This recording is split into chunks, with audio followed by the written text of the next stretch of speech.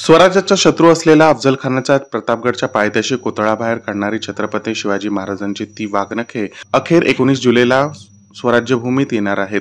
महाराष्ट्राच्या राजकारणात समाजाच्या तळागाळातील प्रश्नांची जाण असलेल्या या अभ्यासू पद्धतीने ते प्रश्न संसदीय पटलावर मांडणाऱ्या, विधिमंडळात दिलेल्या शब्द पूर्ण करणाऱ्या सांस्कृतिक कार्यमंत्री सुधीरभाऊ मुनगंटीवार यांनी छत्रपती शिवाजी महाराज यांची ती वाघनखे लंडवून भारतात आणि स्वराज्यात अर्थात महाराष्ट्रात आणण्याचा दिलेला शब्द पूर्ण केला आहे.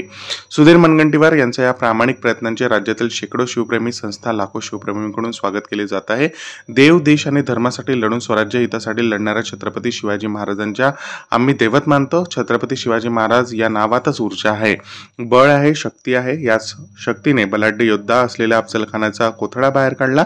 हा इतिहास रोमांच उभा करणारा आहे आणि महाराष्ट्रातील पिढ्यानपिढ्या शौर्यवान बलवान करणारा आहे. म्हणूनच मी वाघनखे स्वराज्यभूमीत आणण्याचा संकल्प मी केला होता आणि तो पूर्ण होतोय याचे मला समाधान असून रयतेचे राज्य ही महाराजांची संकल्पना साकार करणारे मुख्यमंत्री एकनाथ शिंदे, उपमुख्यमंत्री देवेंद्र फडणवीस, अजितदादा पवार यांच्या नेतृत्वात हे शक्य झाले, अशी भावना राज्याचे सांस्कृतिक कार्यमंत्री सुधीर मुनगंटीवार यांनी व्यक्त केली आहे.